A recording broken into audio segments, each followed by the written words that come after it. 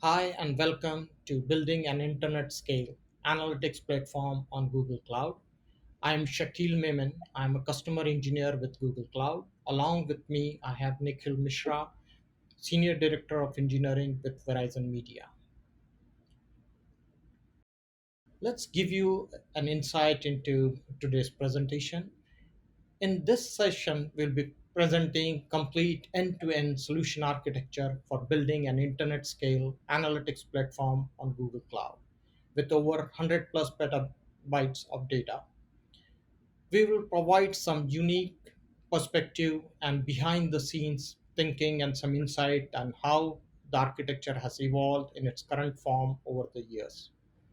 We will talk about how Looker fits into the end to end solution, how Verizon Media is generating actionable insights from the wealth of data that they have and that is coming along with the websites that they have in place, how they are leveraging other Google Cloud offerings like Spanner, PubSub, etc., and how this everything fits together in the overall mix. Let's walk you through the agenda. So, we will start with discussing some of the challenges you face when dealing with large scale and large volumes of data. We will discuss some of the basic design principles when you get started with a data analytics or data warehousing project. We will walk you through one of the reference architectures, so give you some background. Nikhil then will walk you through the historical journey and how the architecture has evolved from Hadoop, Hive, Test, and Tableau to the current day architecture with Hadoop plus Google Cloud. Nikhil will also walk you through and talk about the various Google Cloud offerings that are being used and what they like about those offerings. With that, let's take a look at the Verizon Media family of brands. Verizon Media owns and operates more than a dozen brands. These are some of the most visited and popular properties and applications on the internet. When you're talking about a rich set of popular media brands like Yahoo Mail, Yahoo News, AOL, Huffington Post, TechCrunch, Engadget, etc., that are visited by millions of users on a daily basis, you need a robust infrastructure to support those users and meet their expectations from a performance and reliability perspective. This gives you some insight into what we are looking at from numbers perspective. These Verizon Media brands serve millions of users who consume large volumes of data, reading or sending emails, or browsing through content that is provided by the websites and applications, which in turn generate large volumes of data that is being analyzed and utilized for providing recommendations and serve as the data analytics platform for the corporate utilization. Now, let's walk you through a little bit deep. Now, to give you some further insight into what Verizon Media engineers are dealing with on a daily basis, there are a trillion plus events generated, which leads to 100 plus terabytes of data. Now, Verizon Media is always exploring ways on how best to serve their users' interest and meet their demands. And obviously, their users expect fast and reliable query performance. And this is what they have come to expect over the years. Their users are spread all over the world, and we need to provide 7 by 24 support with traffic being generated across the globe with users around the world who are accessing these websites and applications from their laptops, smartphones, and other devices like iPads, tablets, and so many other things that are out there. Yeah. Now, let's take a different aspect and walk you through the big data challenges.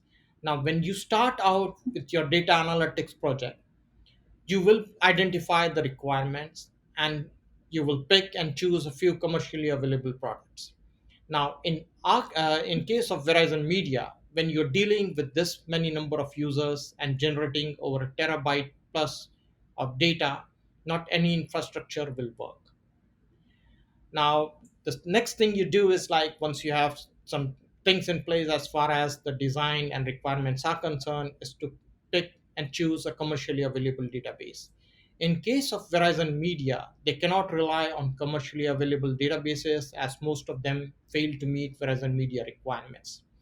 Now, from a performance perspective, Verizon Media users have expected a certain interactive response time, which is hard to maintain and sustain when you're looking at this scale. With that, let me hand it over to Nikhil and he will walk you through some of the basic design principles. Thank you, Shakil.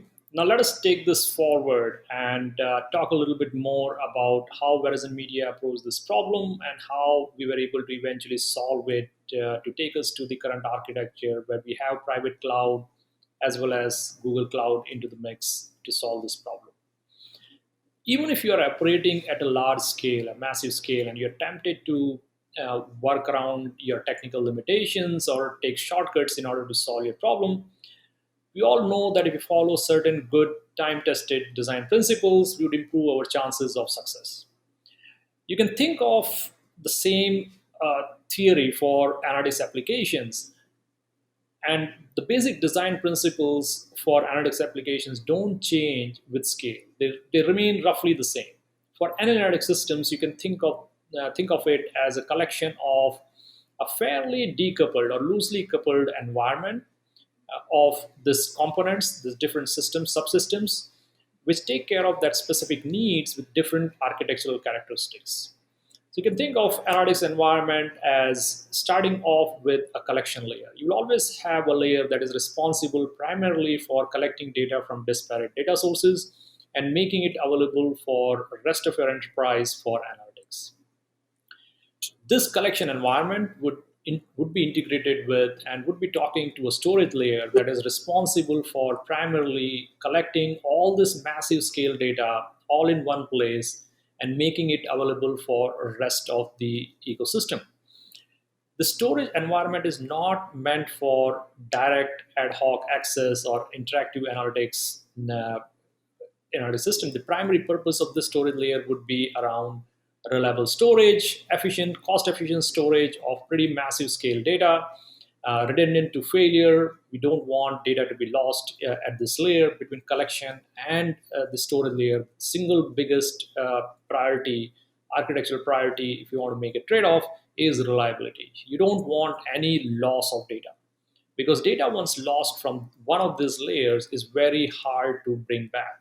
This is lost from the source, and you don't want to be in that situation. Now, once the data is available in the storage layer, you would always need a processing layer that is responsible for reading data from this massive storage layer and simplify it for further analysis. The primary goal of this layer is to apply business logic, build a set of attributes and metrics which are easily understood by your business and allows them to query this environment. The compute requirement in this layer is slightly different from what you would typically expect for a querying compute environment, which would also form one of the components of this system. In this processing layer, the compute requirement, even though fairly elastic, is highly predictable. You know what volume of data you would typically get over a weekday, over a weekend. You can also plan for the compute requirements for specific tentpole events or special holidays, depending upon what your business impacts are, and you can plan for those. So the compute requirement here is limited to what you need and what kind of business processing you'd be doing. This layer further makes available once the data is ready. It's made available in a storage layer, which is primarily the storage layer that your users are going to use for interactive querying of your data.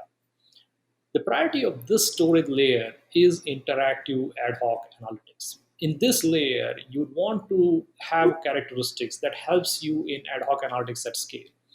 You'd want things like, for example, columnar storage. You know that in data warehousing environment, users are not going to query all your data at once. Even if your warehouse could be 100 petabyte in size, your queries would be typically querying a few gigabytes or few terabytes of data. They won't be querying entire 100 petabyte all the time. So you want to make sure that your architecture, storage architecture in this layer supports those kind of ad hoc access, ad hoc analysis uh, in a very efficient manner. You don't want to overload your compute environment in the querying layer by querying data that is not needed by your queries. At the top of the pyramid, you would have your analytics compute. The primary priority of this compute environment is to make the data from the analytics storage available for your users in an interactive fashion. Users can ask any queries they want, any questions they want, and they should be able to query this massive data warehouse using this compute and be able to answer their questions interactively. And interactivity could mean a few seconds. It could also mean a few minutes if you are doing a pretty complex and long duration analysis. The main goal of this compute is around user response time, and those are very hard to predict. You cannot say that your business is going to ask X number of questions on a given day. You cannot predict the user is going to that this specific business process is going to be more in demand in this specific week. It's very, very hard to predict what kind of compute is needed. So the primary goal of this compute layer is essentially interactive analytics, and you need a very, very high level of elasticity in this layer. You may need on demand compute that goes in multiple terabytes in one day. You could need a few gigabytes of the other day. So you want to be able to scale up and scale down on demand. And depending upon the cost needs, you may also want to reserve some kind of compute capacity if you know that you will never go below this compute need. But more than that, you would not want to be in a situation where your users don't have enough compute to do their day-to-day functions. If you go and take this design principles and apply it in a public cloud environment like Google Cloud, you will see very similar components can be built using the tools available over there. On the collection layers, you could either have your partner storage or your own internal storage or file system from where you're going to ship the data to Google Cloud. You may have a streaming environment where you're piping in data either in your own queuing system, or these are your IoT devices or other devices that are generating this data, and push this data through into the Google Cloud environment using one of the available choices. You could directly stream this data, or you could use something like PubSub for streaming. And on PubSub, it's a short-term storage. You're not going to store data here for years or months that you would typically store in a on a disk or a storage layer. You'd be storing it here for few hours or few weeks, depending upon how delayed processing you expect in your streaming pipeline. On the batch layer, you'd be using tried and tested storage environment. Now, Google Cloud Storage would offer you a pretty good redundancy. This could be as reliable as you could get in terms of availability, and you could use this as your primary storage layer to bring in all your data. On top of that, if you want to do your processing, you'd use a combination of data flow and Cloud Composer. Data flow is, as you would know, it's an implementation of Apache Beam, and it allows you to very gracefully integrate streaming pipeline as well as batch pipeline and bring the data together and use a single code to process the data in both the environments, in both the ecosystem. You may also use Spanner into the mix. We use it pretty extensively. We found it pretty useful to do very quick response time, tens of milliseconds or hundreds of millisecond response time, key value lookup on a very large scale dimension or attribute lookup. And usually in any analytics environment, you will have some dimension which has very large volume of data, and you would need those attributes to be looked up in real time as your data is being processed to make it more meaningful. Spanner plays a very great role there, and it's a fantastic transactional database which can handle massive scale of data, and you may want to use it when you're doing your stream processing. As you move on, you would read this data from the stored layer using the processing environment and put it into analytics database like BigQuery, which supports all the typical characteristics of large-scale analytics querying database that we talked about. It has columnar storage, the data is encrypted at rest. Now you'd be able to take advantage of columnar compression. The data is laid out in highly optimal fashion and continuously keeps optimizing itself on its own without you having to do anything. And once you have your data stored in here, you could use the query slots to query this data. You would be using Looker as a BI tool for to query your data. You could use other tools as well. Our preference has been Looker. It's worked great for us. And you could also bring in a Google Sheet or another environment with the mix to analyze your data. But essentially, the key aspect here is the elastic compute slots that you need and the kind of ad hoc analysis capability you will get using a BI tool like Looker. As we move on, the architecture that we started off with was quite different. We were pretty much on-prem. And with Yahoo's background with Hadoop and the kind of contributions it has made to Hadoop, it was pretty easy for us to spin up large-scale cluster to handle huge volumes of data. The collection layer, the collect layer for us was essentially a set of beacon servers that would instrument the activities that were happening on different pages, capture the signals that we would need for various use cases, and funnel it through into our private cloud environment. The storage for real time was Kafka, and we would use it for temporary storage until the data is consumed by downstream pipeline that we use Storm for. And the batch layer would take this data and put it in the Hadoop environment in HDFS storage. This data would then be further processed using again the Hadoop environment and Storm, which was essentially sister environment for, in our case, both clusters were managed using Yarn, uh, which again is a resource scheduler that you would have on typically identified with Hadoop. And we would use that compute to do all kind of processing we need on our underlying data set and bring it into our database layer. We use two databases on-prem. For streaming, we use Druid, which was pretty good at ingesting large-scale data and making it available in a very short span of time, within seconds, for our editorial staff to do analytics on. For the batch layer, for historical analysis, we used Hive on Thais with ORC storage, which again is a columnar storage built for or designed for ad hoc analytics. And we made this available via a BI layer. At that point in time, we chose Tableau. And the reason for choosing Tableau was primarily driven by the limitations that we had with Hive on interactive response. We knew that Hive on Thais would perform better for a large number of queries, but still could not give sub-second response time. It was not meant or designed for that purpose. So we plugged in that hole using Tableau's data engine, which would allow us to extract a significant volume of data uh, and cache it into the BI layer and make it available for our users on Tableau to do ad hoc analysis and dashboarding. For interactive analytics or for ad hoc analysis without pre-baked dashboards or pre-built cubes, we hooked up Looker on top of Hive and made it available for our users to do ad hoc analysis. We had a custom web application layer as well, which was querying Druid and which would be used for content analytics or editorial analytics by our editorial staff.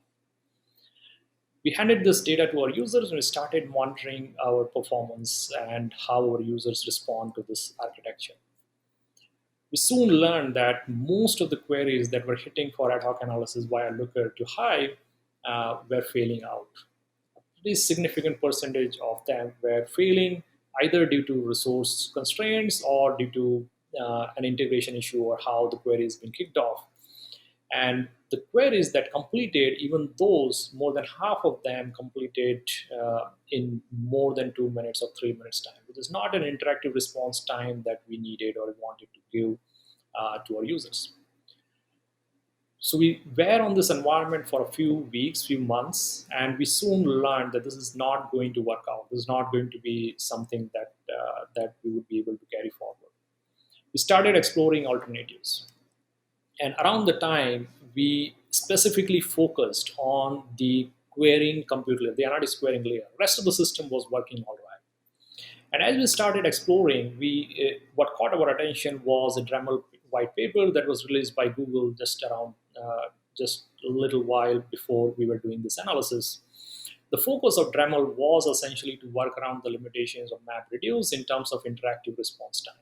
When MapReduce was built to do large-scale batch processing, Dremel was built to bridge the gap, still have the goodness of processing large scale data, but reduce the response time that a user would get to read their data. What also caught our attention was some of the statistics in the white paper. If you look at it, there are tables that were used with pretty large scale volume. We had 1 trillion plus row table, which is very similar to the environments we had internally. We had tables with 1200 plus columns, which is again something that we had and we operated on. Uh, the next thing that caught our attention was the scalability and interactivity. If you can see the interactivity, most of the queries that were tested out seem to be completing within 10 seconds. Now that's within the ballpark of what we were looking for in terms of interactivity on our data scale. And on the scalability part, you can see that it's fairly linearly scalable. As you add more nodes, you'll be able to increase your performance and interactivity of your query. We also came across a pretty nice analysis done by another third-party company, AdScale, which did an analysis and made it available to the public to see all the options that are available for large-scale data analysis and see the concurrency response time of different solutions. As you can see, most of these alternate solutions had major issues when concurrency went up beyond a certain threshold. The degradation of query performance was not proportional to the number of queries being submitted after that point. It was unusually slow beyond a certain point, which is something that we observed in our environment as well. And it was reflective of the limitations of what we are facing in a MapReduce or These environment that we had in-house. For BigQuery, however, you can see that the concurrency response time seemed to be pretty flat. As more queries came in, even though there was a query degradation, it was pretty graceful, pretty proportional, not drastic as you would see in some of these other alternate databases. So we decided to give it a shot. We re-looked at our architecture. We obviously did not need the compute layer that we had for querying, and we wanted to replace it with Google Cloud. We also wanted to have a relook at our BI architecture or the BI tool that we were using as part of this re-architecture plan that we had. But one of the first things that we had to look at as we were moving massive scale data between our data centers to Google Cloud was to see what are the bandwidth limitations that we have. Working with our networking team, we realized that the 10 gigabits network capacity that we had may not suffice for our needs. As we put in some more numbers, we learned that on an average, whatever we need should be okay with the bandwidth we have, but this would pretty much take away most of the capacity that we had between the data center in terms of network bandwidth. So keeping in mind other workloads from within the company that may need something like this, we decided to upgrade the bandwidth. We also learned that our overall peak requirement would be somewhere around 70 gigabits. So should we go ahead and upgrade straight away to 70 or more than that, or should we stagger it? So we decided to stagger it and monitor the performance as we go forward and see the utilization. And based on that, if there is a need, we'd go ahead and upgrade this. So we worked with the Google team. We established a direct peering connection between the two data centers and upgraded the bandwidth to 30 gigabits capacity. With that, we brought in BigQuery into the mix. And the cool thing about BigQuery is the network. And that's one of the first things that we noticed, that the compute and the storage communicated with each other with a combined network bandwidth capacity of petabyte, which is their implementation of Jupyter Network, which plays a big role in how the platform performs and the kind of response time we are able to get even at such a large scale. We moved our data in there, and as we started querying this data, we realized that we would be able to now move our ad hoc analytics layer and make it the primary source for not only ad hoc analysis but dashboarding needs as well. Looker was a tool of preference for us for multiple reasons, but few key aspects that appeal to us were its semantic layer and its ability to handle a lot of warehousing needs like aggregate awareness, um, dynamic building of derived tables, which are essentially what you would call a cube in traditional environment, and you would you'd be able to even persist them within the same data. It was pretty cool features that we had. But one of the most appealing thing that we liked about Looker was the semantic layer. As any of you who has operated warehouse at scale, you know that documenting your data warehouse at such a massive scale where you have thousands of columns is a big challenge. It's not easy to keep the document up to date all the time. Now, if you come across a tool that lets you define something like a lookml, which Looker does, and allows you to define your metrics and dimension in the same place and use the same definition to generate the data dictionary, I think that's a perfect documentation that anybody would need for their warehousing environment. And with Looker, we were able to get that. What also helps is that when you have such large scale attributes and metric combinations, you end up creating various combination of aggregates. In a typical BI tool, for every table that you create, you're going to redefine or re-implement the definitions that you had to those attributes and metrics. And there is hardly any scope to reuse a definition. And every time there is a change, you end up changing multiple files and data sources in order to bring consistency. Usually you're not able to, and you end up creating inconsistent definition or dictionary uh, for your users, which ends up creating a lot of confusion. So with Looker, we were able to get a living data dictionary whenever a definition changes. We are also able to reuse these definitions, and we did not have to define same attribute again for a different aggregate. We could simply reuse the same definition. We also leveraged this semantic layer using Looker's RESTful API and made these definitions available to our web application layer, which did not have to define its own complex API layer with all the business logic contained. All the business logic stayed in a unified semantic layer within Looker and was reused by the web application layer as well all the tools that were accessing the data directly using API or via the Looker layer. We also brought in Google Sheets into the mix, and Google Console was obviously there. And Google Sheet proved to be a super hit within our analyst community. And it would be very similar to in most places. And Google Sheet is a pretty commonly used and pretty popular tool that most of the analysts like to use to communicate their data stories. And with an ability to embed the SQL within the sheet and be able to refresh the sheet on demand, this is pretty powerful feature and something that we saw in use as we rolled it out. We saw it was probably the most widely used interface after Looker by all our power users. Something that everybody has liked a lot. The other way integration of Google Sheet and BigQuery, which I call as a more of a transactional integration, where you are able to enter new rows within the Google Sheet and are able to query it directly without any ETL from within BigQuery via Looker, via Google Sheet itself again. You'll be able to do that, which saves a lot of time in doing quick prototypes or having a cleansed dimension lookup logic or anything that you may want to make available on demand for your users via a BI layer. You should be able to do it using a Google Sheet instead of having to bring in a database and build a custom web application to handle transactional processing. We started monitoring our usage and we saw that the users were pretty soon querying more than exabyte of data for a month.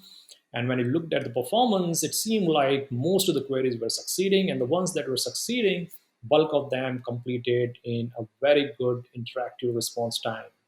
Bulk of them were in 10 seconds. We saw that 30 seconds was a typical response time that people would get for complex queries involving large volume of data. It was pretty acceptable concurrent interactive response time that we'd expect from our users. And that's led to a set of very happy user base. Now, as we started looking, rolling this out and started investing more and more as capacity on the environment, we also had questions around the cost of ownership or the total cost that we are putting into this environment. And cost is not the same for everybody. If you talk to an IT team, the understanding of cost will be very different from what the business team would need. So we decided to come up with a currency where you would be able to put a dollar value to the kind of benefits you get when you have a highly capable analytics querying layer um, available to your users.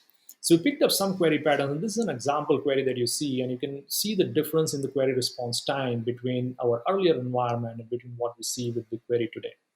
If you translate it to the millions of queries that were being executed on that environment, that's tens of millions of dollars saved in just productivity improvement across the environment.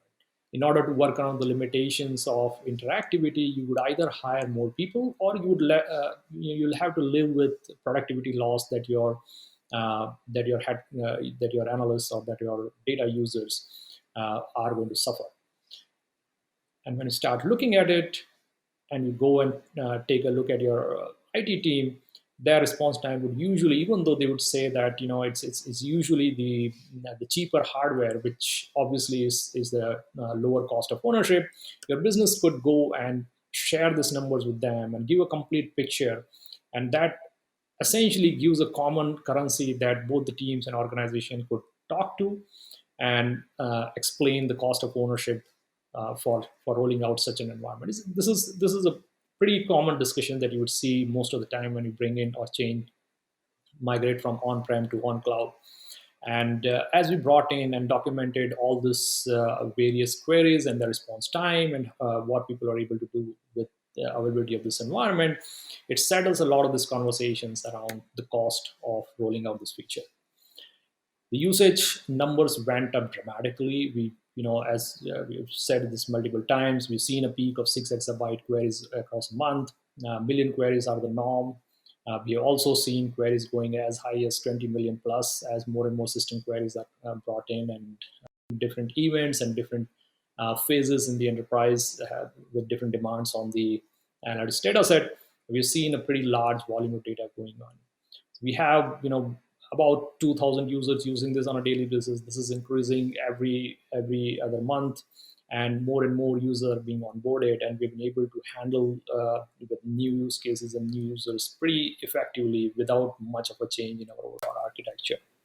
So to summarize, what has made BigQuery so popular and what has allowed us to have such a wide adoption, if we are to call out certain features which we really like and which we believe has played a huge role on how this has been adopted and has worked over the past many years, the biggest thing we as an engineering team have gained out of this is we no more focus on infrastructure. BigQuery has been pretty much no op for us. It's serverless, it's self-tuning. We don't spend as much time on sizing up the cluster, sizing up the database, defining indexes, or trying to tune the queries that users are firing.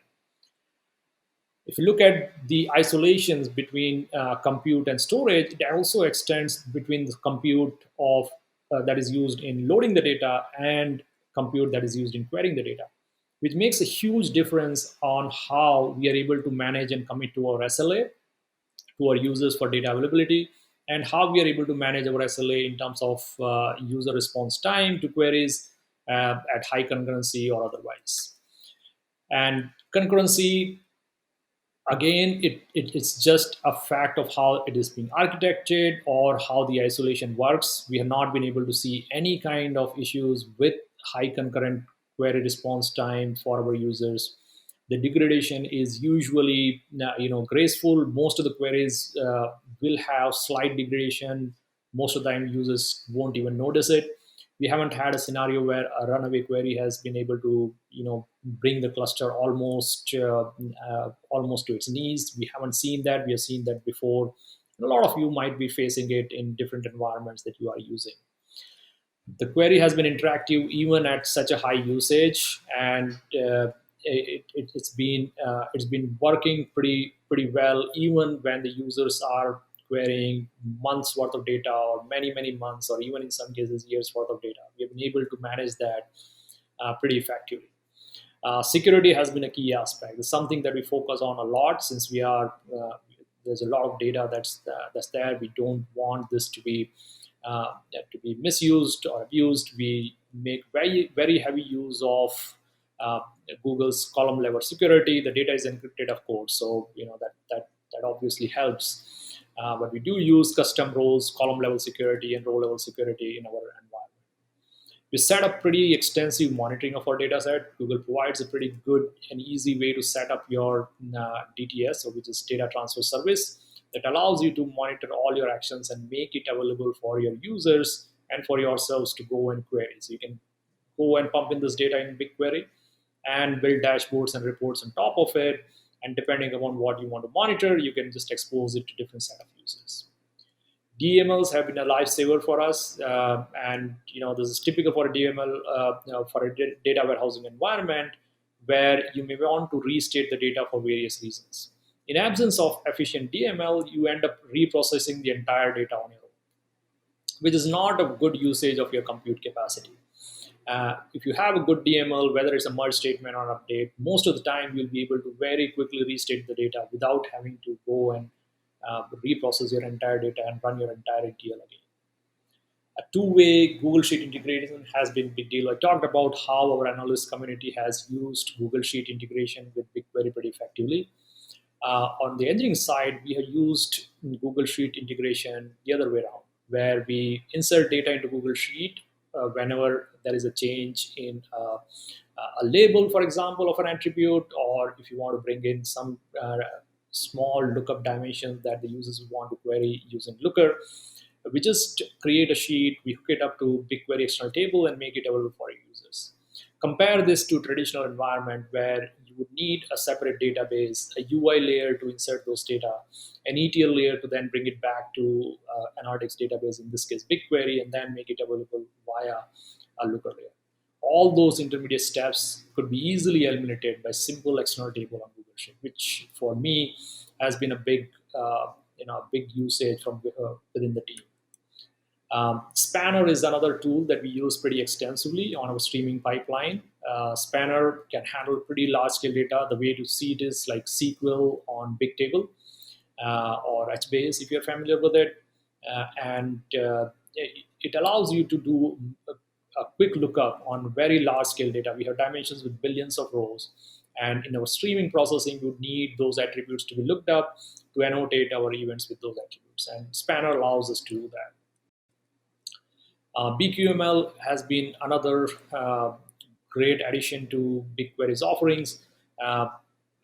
Just a few years ago, this was something unthinkable. You cannot imagine doing machine learning or advanced analytics just with a click of a button on either Looker or through a simple SQL interface. BigQuery allows us to do that. Our users have been using it to do a pretty sophisticated analysis from within their Looker windows or from within their Google Sheet, and are able to predict and classify a lot of things without involving any data engineer or data scientist. They're able to do it completely on the fly for something for which they would have to write a lot of code earlier. They can handle it using SQL within the same environment. So all these features have helped us pretty extensively, and things that have allowed us to build a pretty large internet scale data warehouse with 100 plus petabyte of data, and the usage statistics you're seeing.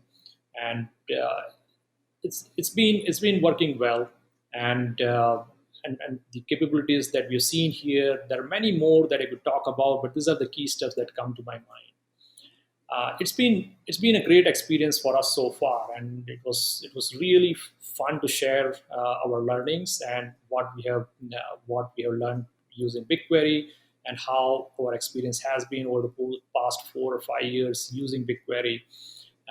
And hopefully this helps some of you to take some of these learnings or some of the good practices that you learned here and apply it in your own environment, and maybe exchange notes on what you have learned, and if there is anything that you would like to know more about. Thank you.